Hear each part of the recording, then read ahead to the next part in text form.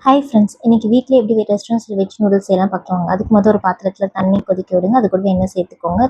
தண்ணி கொதித்த பிறகு ஒரு பேக்கெட் நூடுல்ஸ் ஆட் பண்ணிக்கோங்க. நூடுல்ஸ் நல்லா 80% வெந்த பிறகு அது வடிகட்டி ஆற வச்சு இந்த மாதிரி எடுத்து வச்சுக்கோங்க. அதுக்கப்புறம் ஒரு பேனில் கொஞ்சமாக எண்ணெய் சேர்த்துக்கோங்க. எண்ணெய் காஞ்ச பிறகு கேரட் பீன்ஸ் சேர்த்து நல்லா ஃப்ரை பண்ணிக்கோங்க. கேரட் பீன்ஸ் இந்த எண்ணெயிலே நல்லா ஃப்ரை ஆகட்டும். கேரட் பீன்ஸ் இந்த எண்ணெயில் ஃப்ரை ஆன பிறகு நம்ம வேக வச்சு ஆற வச்ச நூடுல்ஸை இதை கூட ஆட் பண்ணிக்கோங்க.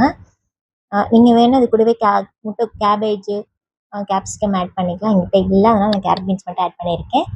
இது கூட நம்ம வேக வச்சு நூடுல்ஸ் ஆட் பண்ணிக்கோங்க. நூடுல்ஸும் சேர்ந்து நல்லா ஃப்ரை ஆகட்டும் இது கூடயே. இப்போ எல்லாம் நல்லா ஒன்றா மிக்ஸ் ஆன பிறகு ஒரு டீஸ்பூன் அளவுக்கு நான் ஒயிட் பெப்பர் தூள் போட்டிருக்கேங்க. நீங்கள் கடையிலே கேட்டிங்கனாவே ஒயிட் பெப்பர் கிடைக்கும். ஏன்னா இது ஒயிட் பெப்பர் போடும்போது உங்களுக்கு கலர் அப்படியே டிரான்ஸ்பரண்ட்டாக ஒயிட் கலரே இருக்கும். நீங்கள் செஷ்வாங் நூடுல்ஸ் ஆல்ரெடி நம்ம வீடியோ அப்லோட் பண்ணியிருக்கோம். அந்த ரெசிபி வேணாலும் இப்போ பாருங்கள். ஸோ ஒயிட் பெப்பர் போட்டு நல்லா எல்லாம் ஒன்றா மிக்ஸ் பண்ணிகிட்டே வாங்க. நூடுல்ஸ் செய்கிற பேன் இருந்தாலும் நான் அதிலே செஞ்சேங்க. உங்கள்கிட்ட இல்லைன்னா நார்மல் தவா அப்படி இல்லைன்னா நீங்கள் வடச்சட்டியில் கூட இது ட்ரை பண்ணலாம், ஒன்றும் பிரச்சனை இல்லைங்க. நூடுல்ஸ் உங்களுக்கு 80% வெந்து உதிரியாக நீங்கள் ஆற வச்சு எடுத்துருந்தாவே போதும். நீங்கள் எதில் செஞ்சாலும் உங்களுக்கு அது கொலையே ஆகாது. ஒரு டீஸ்பூன் அளவுக்கு கொஞ்சம் சோயா சாஸ் சேர்த்துக்கோங்க, கொஞ்சம் ஃப்ளேவர் கிடைக்குங்க.